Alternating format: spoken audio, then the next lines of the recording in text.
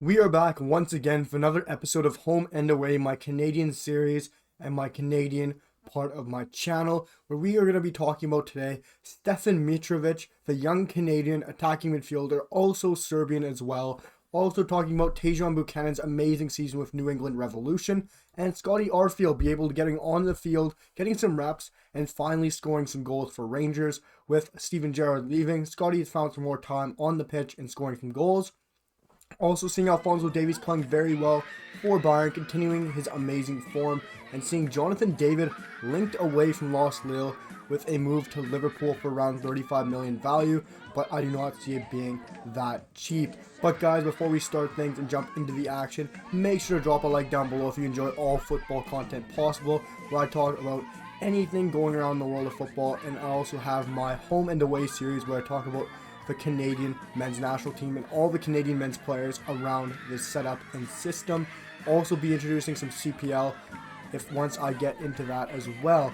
But guys, drop a like down below and let me know what you guys think about Stefan Mitrovic, Tajon Buchanan's MLS 11 of the year, and the rumors linking Jonathan David to Liverpool. But for now guys, we're going to jump straight into things, and I first want to talk about Tajon Buchanan. Tajon Buchanan this week was announced that he was in the MLS 11 of the season, which is unbelievable. Of course, everyone probably expected that. Everyone's saying, where's Ricardo Pepi?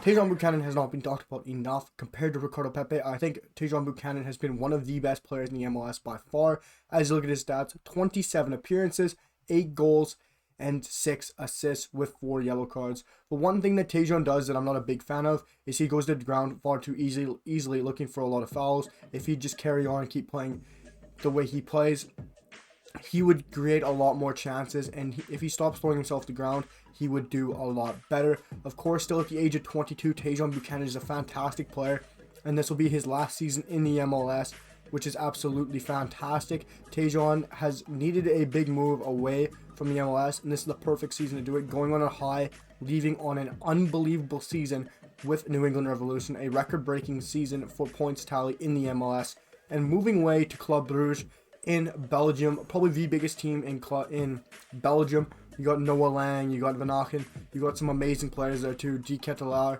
and you got some fantastic players, and you got a great team and a great system for Tajon Buchanan to jump into. Of course, he might not be a starter there, but players might be getting sold from Bruges coming up this next transfer window, and he might be able to jump straight in. And Tajon Buchanan, for me, needs to be getting in there, needs to be getting some first team reps, needs to start breaking into that starting 11 and keep moving up his footballing career, because he should be getting into a top 5 flight and doing exactly what Alphonso Davies did and doing what Jonathan David did, and much more Canadians will start to do as well.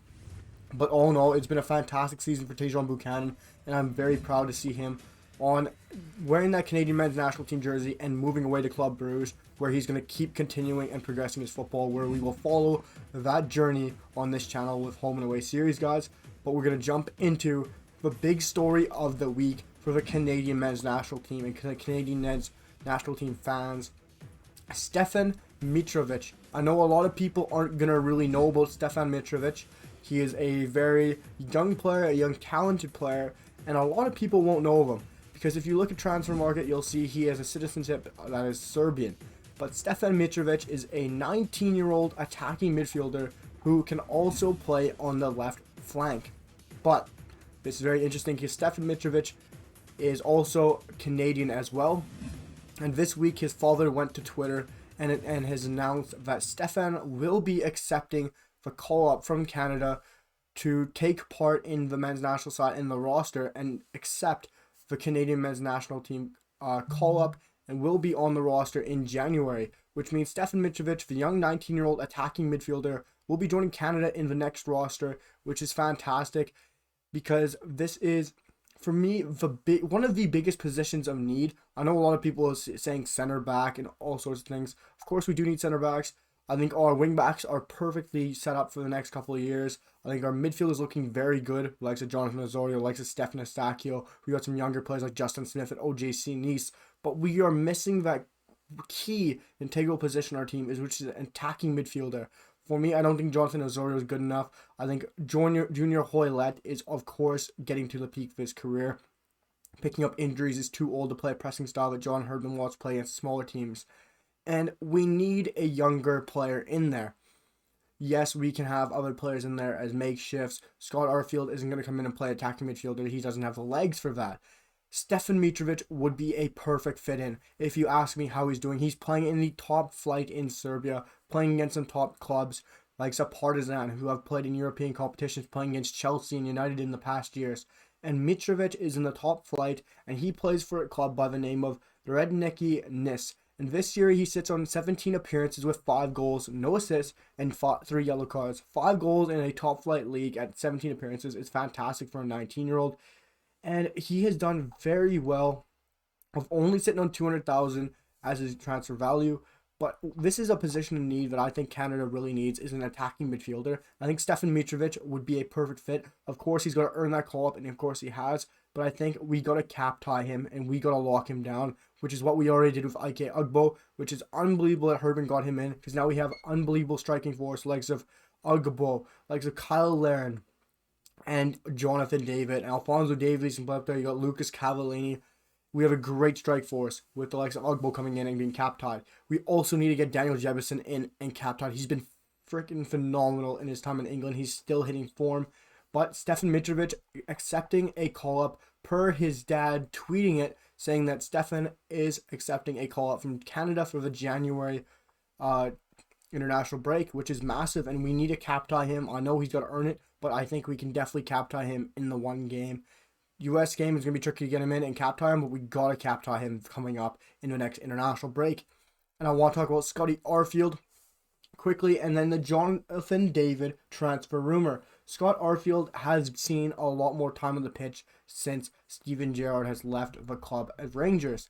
Since the new manager stepped in, Scott Arfield has got some more game time and has contributed with 2 goals and gotten a goal against Livingstone in the past week. And he's looked very good, finally getting back from that injury and finally showing that he's fully fit, playing 90 minutes consistently now in the past couple of games, and he's looking very good. It would be nice to see him get back into the side, because for me, I think Scott Arfield has more of a place and has some experience under his belt that he can teach the likes of Stefan Eustáquio, that he can bring that experience and leadership into the side, and I think he'd do very well. And I think he's a better player and a better option instead of Samuel Piette. Personally, for me, I'm not the biggest Piette fan, but I do think Scotty Arfield brings you the leadership, he brings you the winning mentality, and I think he does have a place still in the squad and would be a very good sub later in the game. I know that's up for debate, and I know it's very questionable because we do have a lot of Montreal fans out there, but I think he would be a great player to come back to the side. I'm not the biggest fan of Samuel Piette. That's why I'd like to see Scott Arfield come in, because he has a lot more leadership mentality, he has a lot more winning mentality, and he'd be perfect to come back. Before I wrap this show, guys, I just want to talk about Jonathan David to Liverpool. I'm a Manchester United fan. You guys can see that. I don't want Jonathan David at Liverpool. Yes, it's a step in the right direction, but for me, God, don't let Jonathan David go to Liverpool. I would love Jonathan David. Of course, I love Jonathan David. He's unbelievable. But I don't think he needs to take that big of a jump right now. Going to one of the top clubs in the world like Liverpool, Man United, Chelsea, Man City, Juventus, Barcelona, Real Madrid, Bayern Munich, those clubs, or PSG, he's not ready for that step up yet. Personally, he could be. He's one of the best strikers in the world. But I say go to Dortmund. That is the perfect stepping stone for Jonathan David. Yes, you could say, well, it's kind of a sideways step or just barely a step up. But do what Erling Haaland did. He was at Salzburg, jumped up to Dortmund, and now he's going to go to a top club. That's what Jonathan David has to do. He has to go. He's went from playing in Belgium. He's shown that he's a top elite striker in Europe, doing it as Lost Lille, doing it against some good sides. But he's got to jump up to a league like Bundesliga, for me, is where you see Dortmund create so many young talents and keep producing them. I think he'd be a perfect fit at Dortmund. I think that's sort of the club I'd want to see him go to, because it is still a top side playing Champions League football with some amazing players and producing some of the best young talent in the world.